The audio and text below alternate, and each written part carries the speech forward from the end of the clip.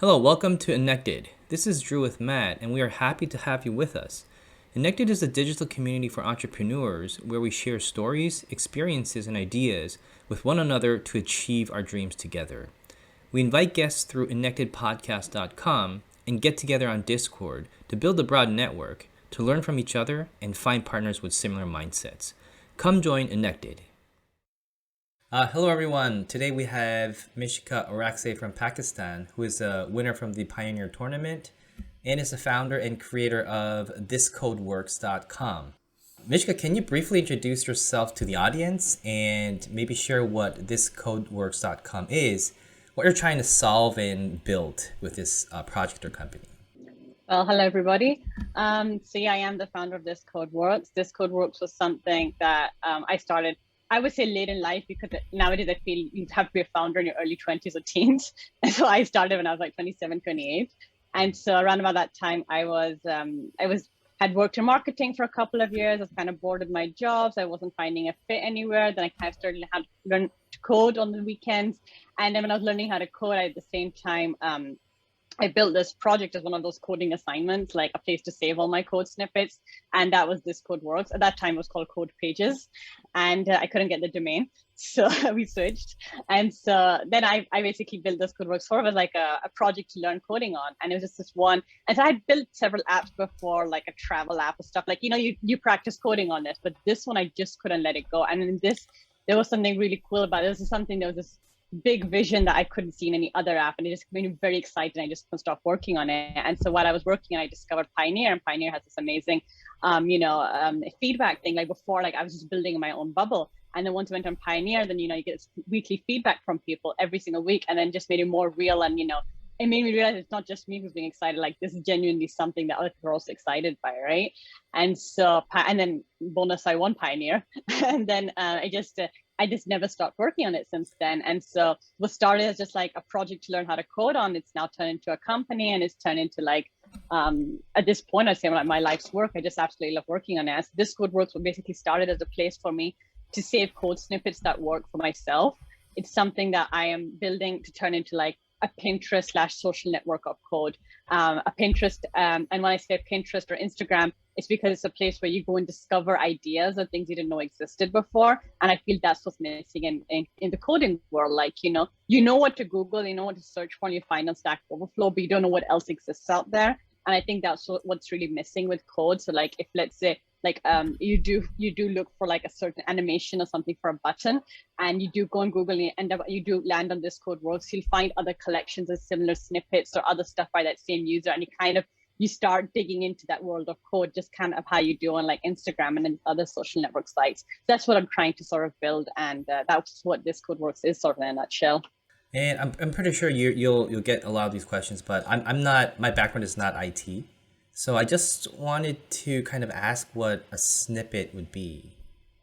Yeah. So I think like one way to think of it this way is like code or building anything or programming is basically different blocks of code. And so each block will have be like a command or a function. I'm sorry, I'm getting technical when I say function. Let's just say it's a command that tells the computer what to do when it's compiling. So I think so in this case, the code snippets are different functions, different commands. So when you isolate it, it can work by itself, but when you put them together, it creates this amazing program. That's what a code snippet is. Right. And then I actually did explore your website, which I also signed up. But as a beginner, I'm not sure what your target audience is, but a question that I had was when I went into your website, I could type something that I want to search, and then the snippets come out. But the first question is there, so I can see the codes, but since I'm not an IT person, I can't visualize what that is. So I was wondering if that was a feature that you had in mind, because for people like me, even if I'm interested, it would be kind of hard to interpret those, codes. So is that something that you have in mind? It's funny because a lot of users have requested that as well. That we'd like to have a sort of like visual preview of what our code looks like. And so I am working on some solutions which will not cost me a lot of money, because hosting or running the code on the website will require a lot of processing power, or like even saving images, like showing what the code looks like will also, increase at this point, because I'm still trying to, keep costs as low as possible and trying to figure out a solution where maybe I'll go like the Reddit approach where, you host it on something else.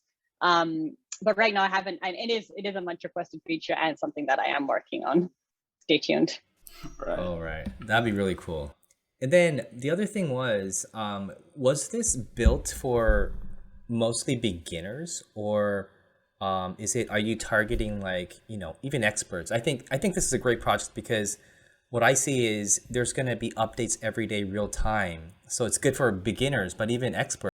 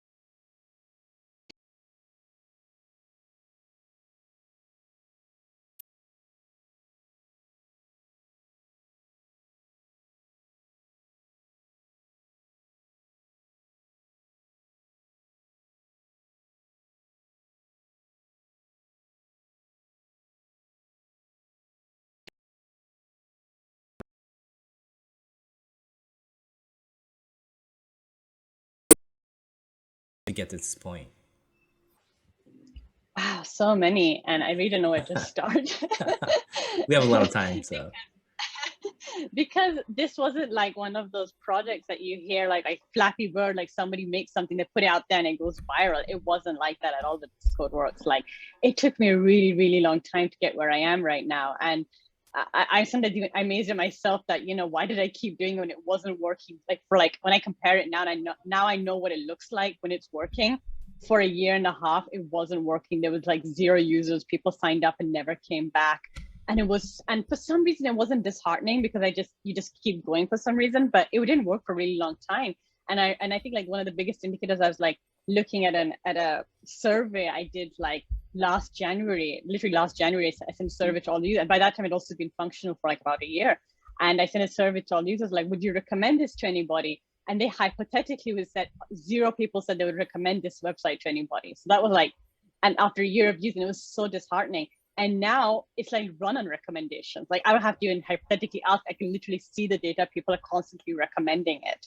And so it's a huge jump from where I was to where I am now. And it was a lot of like, and I've never, I don't even know startups or companies or how to build these things. I had no idea how coding, I was still learning to code while I was building this thing as well. Remember that?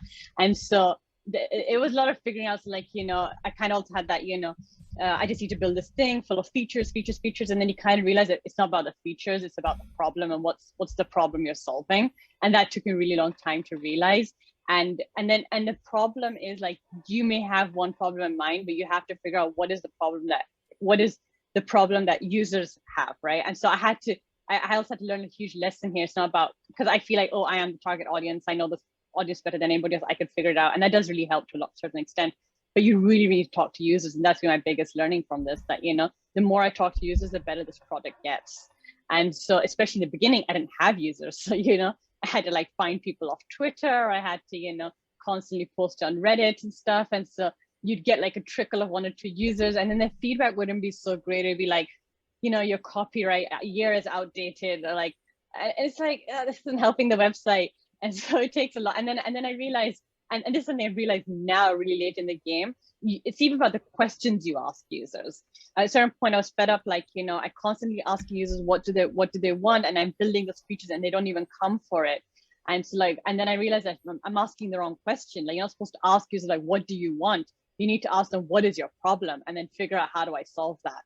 And so it's been a huge learning curve.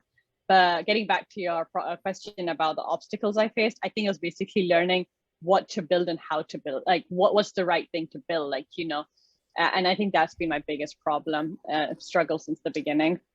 I still do currently, but now face it in different things. Yeah. No, that's really great. What you just shared. So, you're saying that basically you asked the customers what was not satisfying their needs, and then you got to know what their needs were, and kind of pivoted your project or your company, I guess. Is that correct? Yeah, like, so I mean, I built this website like the Pinterest of code, but then, I kind of had to realize, like, well, what is the motivation of, like, why would somebody for the Pinterest of code to develop? It's kind of got that chicken and egg problem, right? Like, it has to be people first posting on it. So I have to first figure out, to reel back, like, okay, so what is the motivation for a single individual user to post at this time? And so what is the problem they're facing that will push them to post at this time? And so then and so then that was like, then it turned to be like the Stack Overflow problem. People like, I have 100 different tabs open and I find all these different codes, and then you finally find it, and then you'll put it in a notes app or something. You may not even do anything with it, and you wait for the next time you Google it and you find that purple link that you visited before, like maybe that's where it was before. And so I had to sort of rethink, like, okay, so people are on Stack Overflow, or they get most of their code from Googling and stuff. So I built a Chrome extension, and I have to make it instant and quick. And and then you realize, like, then code is, the more I spoke to them, they're like, time is a big factor. The least amount of clicks is a big thing. Like, I just want one click. That before it's 2 clicks. No, bring it down to 1 click. And so, you the more you talk to them, realize that, and why is it 1 or 2 clicks? Because then I realize that time is a big factor. They just don't have the time. They just don't want to sit down there and, put this in a form, because initially it was a form, right? Like, go onto this code works and put in the form. What is this snippet? Copy and paste your snippet in there. What is the language? They didn't have the time for that. And so that's why I built a Chrome extension, a VS Code extension. It's just like right click and save, or a keyboard shortcut and just save. And so that's been from learning, talking to users, I realized that, how important time is to them. That's wonderful. I mean, I would love to rewatch this part like 25 times, because it's truly too much, a lot of stuff. Thanks a lot for sharing this, like, really. And I will digress a little bit, if you don't mind. I was wondering, because it happens to a lot of people, and I think I did not figure out yet why. But do you think you have a reason for why you like to code in general? Why do I like to code? I think one thing is, like, so as I said previously, this was working in marketing, and marketing is very much, and even before that, I mean, so growing up, I definitely loved science, because it's just so logical. There's rules, there's facts, right? And then after that, I sort of went and I worked like in business, and I worked in, like, marketing and stuff. And that's very much like, it's a very trial and error and psychology, and like, what do people like, or the colors even make an effect, or like, and there's so much, like, figuring out in that. It's coming to code from that. It was like, wow, it's just so refreshingly logical. Like, if I do A, B happens, right? And so I just love that it's just so clear, like, everything just clicks. And I don't know, I guess I can't even explain it, but I just love when I code, I just feel like the world sort of tunes out. The clock sort of disappears, the time disappears, and then just you just keep working. You don't realize time passes. And I feel like that's the biggest indicator of whether what you're working is something you enjoy. Are you looking at the clock? And so with this, I'm not looking at the clock, and just time whizzes by. That's wonderful. That's wonderful. And do you think that, I mean, coding is a new thing? I met people like even just Drew, when he was young, coding was reserved to maybe DOS or very big machines where you could not basically do anything. And it's such a creative and so, in a way, logical approach to things. And I want to ask you, because I really want to know what you think about it. But do you think that coding in general, all right, will, like, the way coding has developed, the way as everyone has access to code, and a lot of people are actually getting into it, it will change a little bit of how we live in 10 years, 20 years from now. Yeah, that's an interesting observation, and something I have been reading up on as well. I mean, I compared to my own journey, like I have been wanting to learn to code from way back, like 10 years or 8 years before I actually learned to code. It took me a long time because back then there was, I don't know if you know, in the age of the iPod, there's iTunes U, you get like downloadable Harvard lectures. And so like I started since that time where I got like programming for dummies and stuff, and it wasn't really helping me. It was like you learned if then statements and all that, but I didn't know how to actually build something. And I think that's been the biggest change. Like that's why this time around it worked for me, because like now you can go on YouTube and you can follow a 2-hour tutorial and you go from like with zero knowledge of coding, you can build something, right? And so learning to code has become more easier now and more. And you're right. And then previously you have to have like really powerful computers or like programs. And I remember like I had taken a course even back then. I had to pay for like a Microsoft Visual Studio, some program, and the book itself was so expensive. Like it was a huge barrier to code back then, right? And now it's like you can just download, and you can like go and rep play. You don't even have to download a program. You can just do it in a Chromebook. You just go and like in Google Chrome and start coding now, right? I've got people like non-coders and non-programmers using this code works because like coding has become such an integral part of other industries and stuff. So it's interesting. Like it's going to become as important as reading and writing, because I think a certain point is going to come where to get ahead in your field, you do need to have some basic knowledge of SQL or some database, maintain a website, whether they like it or not, right? And so there is going to be some trickling of coding, whether you like it or not, you are going to learn. And I think it's going to be for the better when you kind of know how the system works behind. I think it's definitely going to, it's going to be interesting. I mean, I predict it's going to be definitely making us, it's going to help. It's just in short. I mean, I can ask you one more thing. You don't have to go to elaborate because it's a very deep argument, but it's a very deep topic. But do you think that coding is gonna keep being such a human thing and creative thing, as you say, or will there be a time where coding is sort of stops being a trend? And maybe coding goes back to just being machines with like 1 or 2 humans which program machines to do code? Or will it just be here forever? It's definitely here to stay. I think there's no doubt about that. But about it, is it going to be here to stay or is it just a trend? I do feel in some ways it is a trend, and it was exciting, learn to code, and like, Obama was on it, and there was this whole hour of code initiative, and it was like everybody was like learning to code, right? And Google had this huge program, and then I mean Google like offered Udacity courses for free. Like it was this whole initiative like learn to code, right? And that's definitely happened. About it continuing, I do worry as well. Like I think one really good example was when the pandemic hit last year, right? And then Mark Andreessen wrote this really great essay, like it's time to build. And he was like, why is it that we're, in 2021, we've got the most tech and, the most resources in the world. And like, the USA was like suffering, like, they didn't have enough masks. They didn't have enough like, hospital equipment. Vaccines were like, at that time, to think about even last May or last June, it was still like, such an uncertainty. Is that, are we going to create a vaccine or not? It took almost like 8 months to, finally develop a vaccine, right? And so that really awakened this need, that it made us realize that there are other skills that aren't being worked upon. So whether it's in the health industry and manufacturing was a big, like that article was about like, like why can't we build our own face masks? Because they don't even have factories anymore. They sort of offloaded all those factories, right?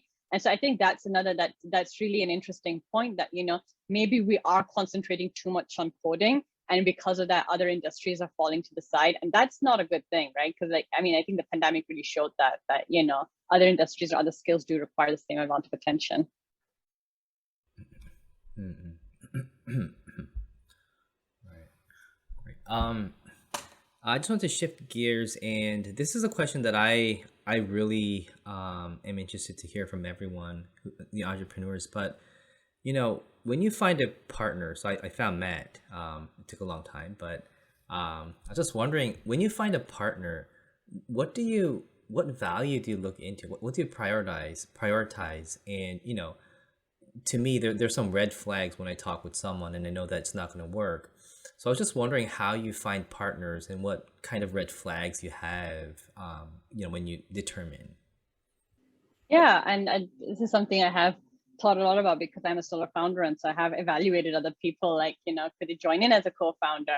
And so I think one really good, one thing that sticks in my mind is there was this one lecturer I was attending by Gagan and Biani, the co-founder of, I think it was Udemy.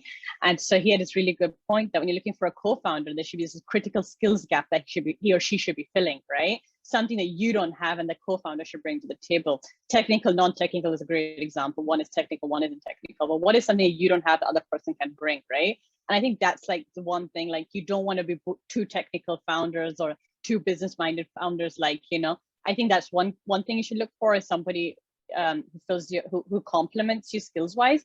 But the second thing is somebody, you need to have a disagreement with them and see how that works out. Like how do you handle disagreements?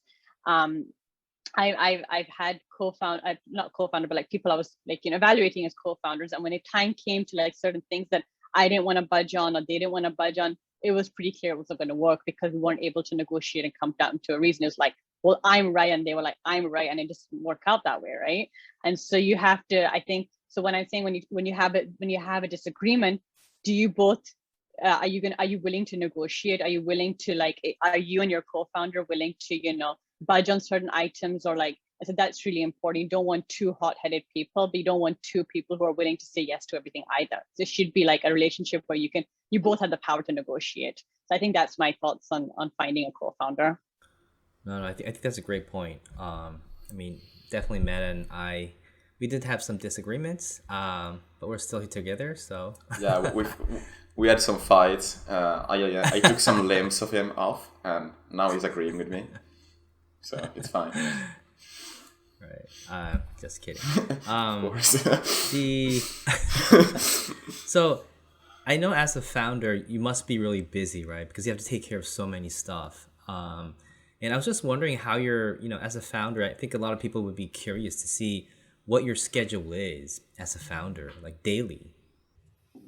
Right. Well, I'm not as good as Mattia, who wakes up at 6 a.m., but I do try and wake up on time by 8 or 9-ish.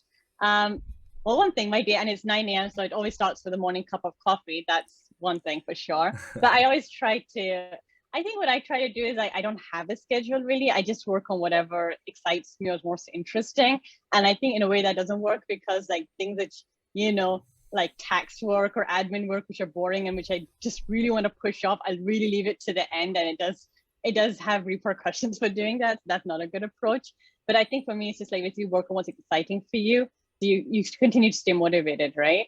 And another thing is I try to meetings, especially or Zoom meetings, and now I think we're constantly on Zoom. I always try, especially if I have the flexibility, to sort of group them together because there's something about the sort of when you're working, you need that flow. And so if you get interrupted by a Zoom meeting or another one, then there's something you do not want to break your flow. So I think there's one thing is that you should keep a certain number of days in the week back to back, not even like Monday and Wednesday, maybe Sunday, Monday, Tuesday, and Wednesday, just for work or just for working on your startup or your company. And so that's what I try to do. So I usually have so I always try with a weekend, either it's Thursday, Friday, or Monday, Tuesday, and try to sort of just keep that just for work and try not to schedule any meetings at all and just work on whatever's interesting. I don't think you should have like a schedule or a routine. Just work on what excites you. Well, no, that's a great phase, which it's kind of hard for some people, but I think that is the most optimal environment where you really work on what you really enjoy. And as you said, you don't even look at the time because you're enjoying it, right? Wow. Another thing I should mention is that I think it's really important to take breaks as well. You do not want to burn out. And I think we all do that. And I've done it myself. I have burnt out once or twice before doing this because you do enjoy work and you go, oh, this doesn't feel like work. I'm enjoying myself so much. You do need to stop and take a break. You do need to take a trip. You need to turn off your computer for a few days, read a good book, binge watch on Netflix. Don't feel guilty about binge watching on Netflix. I do a ton of Netflix. So I think it's really important that you do take your breaks and do take time away from work as well. I think just for your own self, you do not want to burn out, basically. How do you know when you're burning out? Do you have that feeling that, you feel exhausted or you don't want to do anything, or how do you know? You just stop working. You just lose all motivation. nothing's wrong, everything seems fine, but you just don't want to work. And that's burnout for me. And it's happened at least 2 or 3 times while working on this. You hit a problem, a coding problem maybe, or like something, or maybe it's nothing at all, but you just don't feel like working anymore. And I think that for me, that's burnout. And I realize that I've overdone it. Right. Gotcha. And I just had a couple. I think it's my last question, but so you have had a job and worked in a job, and you're also now a founder of your project or company. And I was wondering, so now you don't see yourself going back, getting a job, right? You would mostly work as a founder and work on what you want and create what you want to do, I guess. Well, that's the dream, but I am actually working part-time even now. I have to keep supporting it. So, and interestingly, I'm working actually with Pioneer, the community manager. I do like some moderate some calls for them as well. So I do work on the side. I do have some part-time work as well. Yeah, I definitely see this contrast, working for somebody else, working for yourself. It's so liberating. Working for somebody else, an idea will take weeks to process. And by the time they finally give you their stamp of approval, by then your enthusiasm zaps. You're just like no longer interested. You're on to the next idea. I love how this code works. Any idea I have, I instantly execute and it's out there. It's pushed. And that's like the biggest, like my biggest joy working with this code works. Like I love working. The other companies I've worked for, I've been very lucky. I've worked with really amazing people, and they've been great people, great bosses. I do enjoy working for them, but everything is just so slow. It takes so long to finally get something. And I do want to help. And I do have ideas for them, but by the time they review and nitpick at it, I kind of the enthusiasm goes. And I think that's one thing that I love about with this, that you just instantly get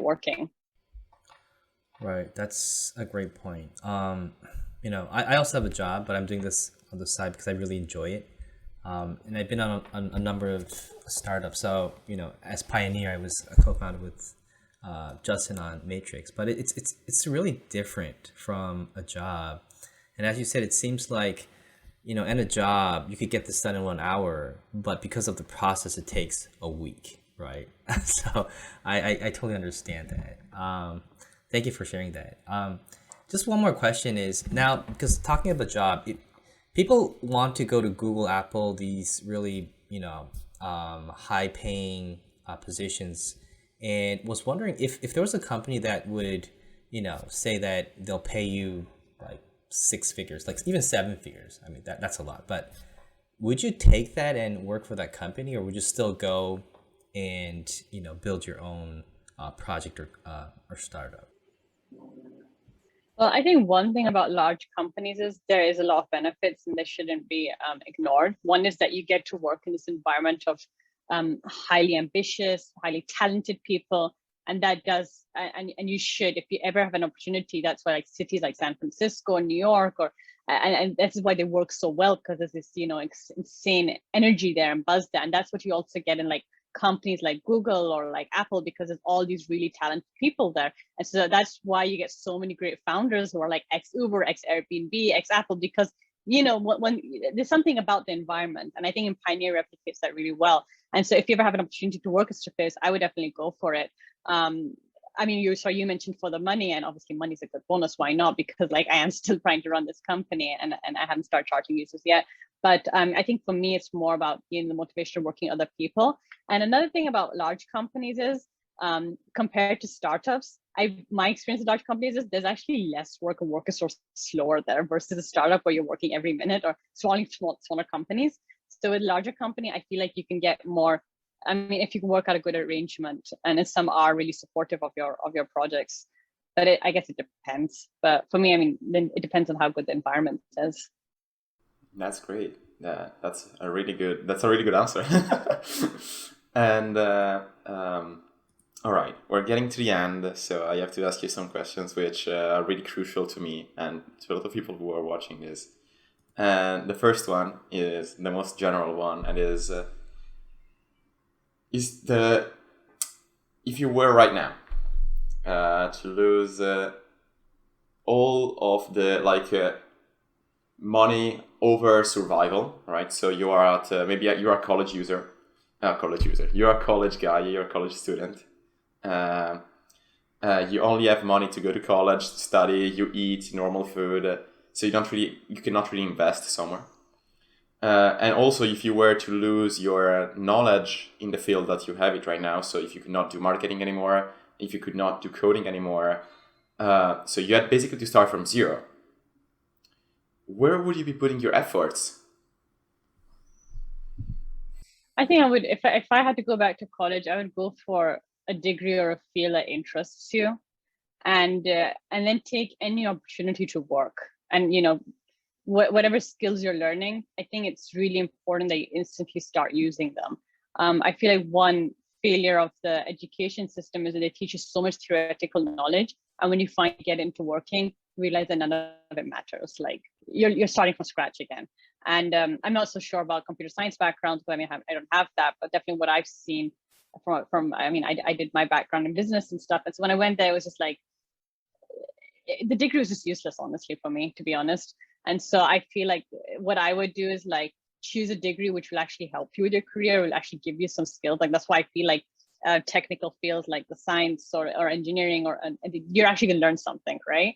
So if you're gonna go for that, do that, and then on the side start building. Maybe it's freelance, maybe it's an internship. Take any opportunity you can get. Find a mentor, find somebody who really inspires you. And I think university campuses are a great place for that, because you find all these interesting professors and they could refer you to somebody. So try and find interesting people, and just like tell them I'll do an unpaid internship. Like that's something I did a lot, and I think I benefited the most, is like try to associate yourself with really interesting, ambitious, smart people. Try to get as close to them as soon as possible. Did I answer your question correctly? Yeah, absolutely. I get off track. Don't worry. No. There is no off track. There is no correct answer or wrong answer. And I mean, that was a really good answer. Absolutely.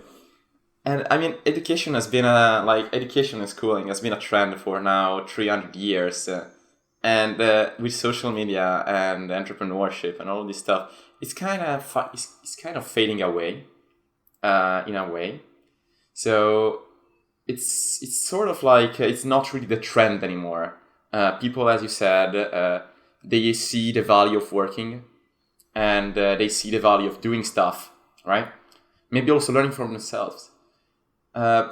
So rather than saying whether it's a trend or schooling or not, I would say, how would you change traditional schooling to make it more usable? Yeah, I mean, well, I can only speak for Pakistan, because I studied over here, right? So one thing over here was that I felt like, one thing over here is that when you choose a degree, you have to, once you've like taken admission into whatever bachelor's degree you've decided on, you have to complete those 4 years no matter what, right? Whether you realize that one student that, oh gosh, I made the biggest mistake of my life, I really don't like this, I don't enjoy this, I want to change it, but you can't. I mean, it'll cost money, you'll have to get out of. And so that's one failure here in Pakistan. And I saw that in the US, you can change your major during a degree, and I think that's it's remarkable. I just absolutely love that. We don't have that here, so that's one thing I would change for sure over here. That when kids are confused, they can change it whenever they want to. And another thing is that, as I said before, definitely get them as soon as possible into working opportunities, because another thing is it's very different from what you're learning, and when you finally go into the workforce, you may not enjoy it so much. I think it's very important that that happens. And if schools could help, and I realize that a lot of students do go there just for getting a job, right? I mean, that's the sole purpose why you're going to college or to universities, to get degrees, to get a job. But I really wish that schools or universities would sort of make us realize it's more to life than getting a job. Because when I think back to university, everything or every discussion was, how does this lead to a job, right? There was never anything about how could you build your own company, how could you be the one giving out jobs, or maybe not even a company, but if you want to become a professor or just work in research, is there's so many different things you can do in your life. But over there, it's just all about how could you work for other people. And so if that's one way that schools will sort of change their way of thinking, and encourage people to be their own bosses, I think that would really help. All right. No, that's a very good point. That's a very, very good point. And Drew, you wanna ask anything? Yeah. So I just became a dad. So I have a little girl. Congratulations. Oh, thank you. So cool. Thank you. It's the best thing that happened. It's kind of exhausting, but I love it. But But I really agree on what you say about university because I went to bachelor's. I also did the PhD, which was like a long thing, which I really regretted. To be honest, I knew that this wasn't what I wanted to do. But again, I had to wait until a certain period to go to my next step that I wanted to work for. But right now, so if you had kids, like, or maybe a younger sister, would you recommend maybe your younger sister to actually go to college and get that degree and go through that journey? Or would you, like, it doesn't matter even if she doesn't go to university? I think it really depends on like it depends on the person, right? So if so, I mean, I have a younger sister, and she is currently in class 10th. So it depends on the person. So if she had found something, or she'd found a passion or some talent that she was really good at, I mean, I would just recommend that she just go straight for it and, just cultivate that talent, that passion, right? But if they haven't found it by that age, then a university is a good route for them to go there and figure out their life and meet other people, right? But if you found it early on, I think there's nothing like, just straight up start working on it. But at the same time, university has a lot of benefits in the sense it's not just learning or picking up a degree, it's the people you meet, living by yourself. I think that can't be replicated when you're still stuck at home, or you're still like, trying to figure out life at home. But then you get some direction, and in that direction you get off track. And I think that should be encouraged. If you found something, leave, drop university and do whatever you want to, right? But I think it's really important that kids should be encouraged to find their talent and passion. And if they haven't, they keep going in the structure, keep going, and then eventually they will find it. Right. My what are your thoughts for your daughter? Like, what do you have in mind? No, I also agree. So I tell my wife, so my kid, she's 8 months old, but I start saying that I really don't care if she gets a D or an F, because it means that it's not that she's stupid, it's that she's not interested in that space, right? So what I learned the hard way is that if you find something you really like, you're gonna do it anyways because you enjoy it, right? But at school, it's an education where you have to do this, and you have to get this score, and that makes you look good because that's your resume, right? So in my case, as you said, if you find something that's passionate, go for it, right? But if you're still not in that state, I think a university is a great place where you learn stuff, but you meet a lot of people, and that's a great resource, right? So I think I'm on the same page on that. And this will be my last question. But what you mentioned. Go ahead. Oh no, go ahead. No, but I think what you mentioned about finding a talent and your passion, this is a real failing of our society or education system. I don't know who to blame here, but the fact is that we can't find it. Like, it's such so many people will be like, I don't know what I'm good at. Even in the 30s or 40s, they still don't know what they're good at, right? I think this is a real failing of our society. Like, how do we, and everybody is talented at something. They do have something they're really good at, but how do you find it?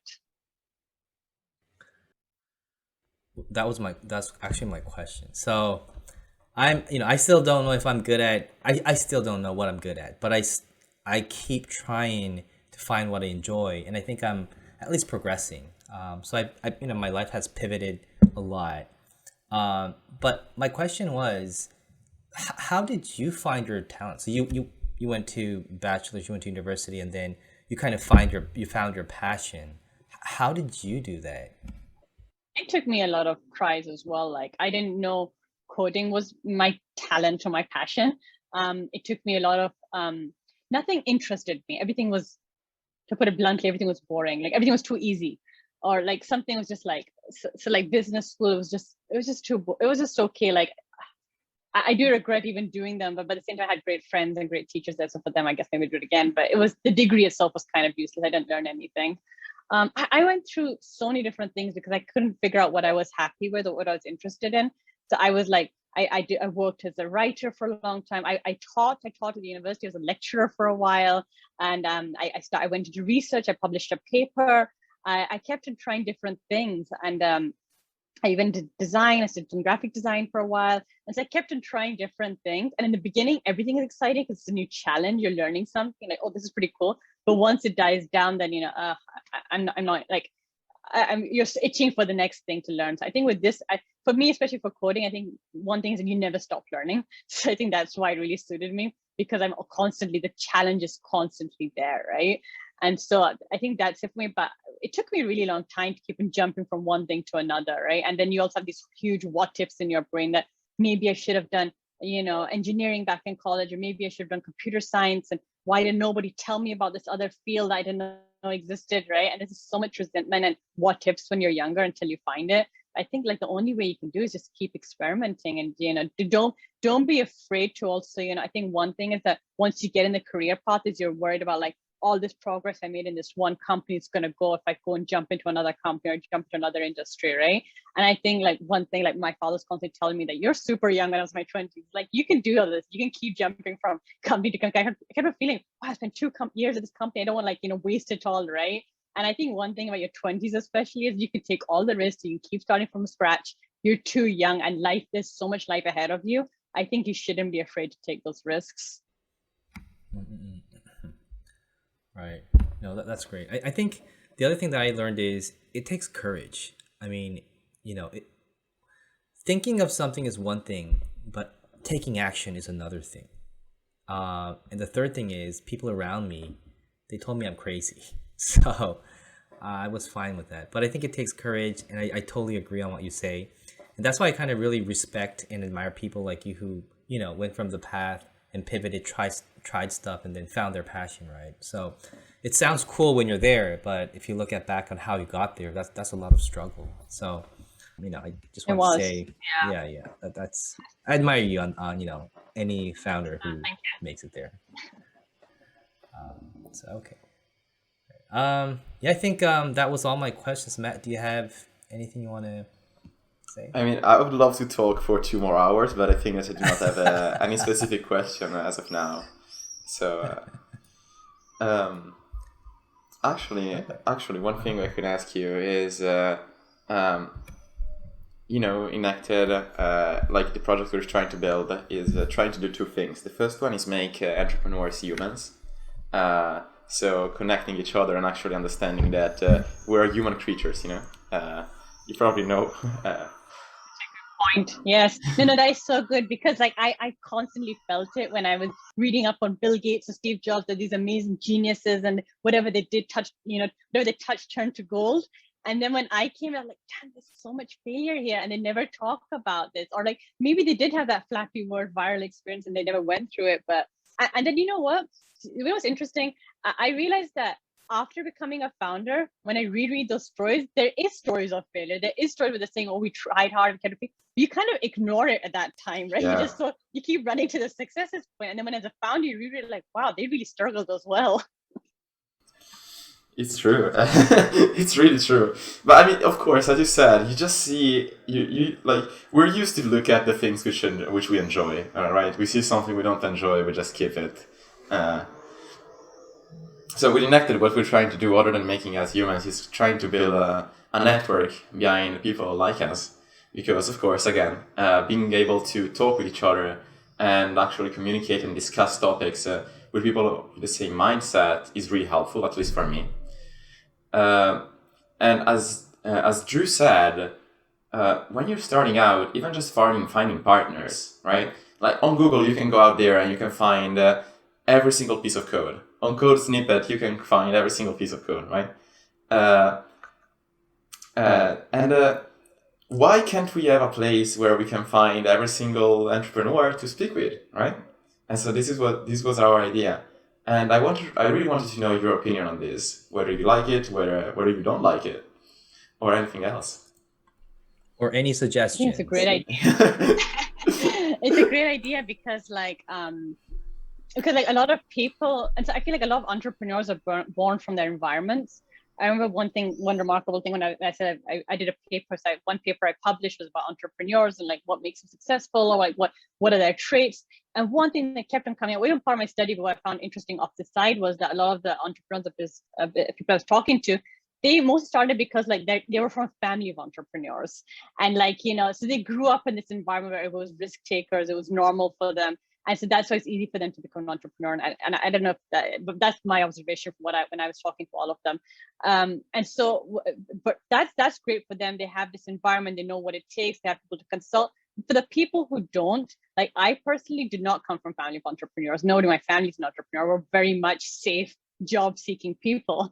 And so, and as Andrew said, like, you know, when you're doing this kind of crazy, you're going to leave your job for something that's not going to pay you money. You're going to leave all that years you worked at that company for something that you don't know is going to work out or not.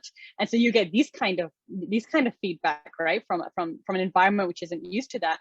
And so for those kind of people, I would definitely recommend you tap into these sort of networks. And that's why Pioneer is super beneficial for me, because like for once I met like people like me who took risks, and I didn't feel like a crazy person anymore, because like everybody else is doing it, right? And then you see what everybody else is doing it, and they're getting successful, and they're achieving their dreams. They're finding massive success. Or even if they don't, that company, go to the second company, the third company, you see like eventually they do hit it, right? And so I think for me, it's just like, you know, one is that, you know, as you said, it becomes more human seeing other people like that. But the other one is it makes you realize that what you're doing isn't crazy. When you find other crazies like you, becomes normal. And so then you don't spend so much brain power thinking, am I doing something wrong? You just start working. And I think that's what environments like this really help you with, that you focus on the important stuff rather than worrying about how am I gonna, you know, about my career and money and all that. The environment matters. And I think what you're creating is that environment, and that really helps for people who don't have such an environment. All right. I'm done with questions. It was a wonderful interview. Thanks a lot for coming with us, and thanks a lot for taking your time to participate. One more thing. Thank you. Oh yeah, Mishka, would it be okay? So we have a Discord where we're starting to invite people. And if it was okay with you, we wanted to invite the guests to speak, the interview. We have a guest role. We have Justin on there. If you're okay, we also want to invite you as a guest. So people want to interact with you after the podcast. I think that'd be a great opportunity. For sure, sign me up. I'd be more than happy to. Yeah, definitely would love to do that. That'd be great. By the way, this interview was so good, I didn't check the time. The time was by. I didn't look at the clock. I had a lot of fun. Me too, really. All right. Okay. Thank you very much for your time. Really appreciate it. Thank you. All right. Thank you. Thanks everyone for following. This was episode 2 of Innected with Mishka Orakzai. If you enjoyed the episode and you want to see more similar content, you should check out our YouTube channel or our podcast profiles. Of course, after that, if you're serious about it, you should definitely come hang with us on the Discord. You're going to meet guests, other people like you, and you can have a talk with us. We're always open, and we always love to discuss business and ideas. To find it, simply go on our website, innectedpodcast.com, or check our social media profiles. Have a great day and see you soon.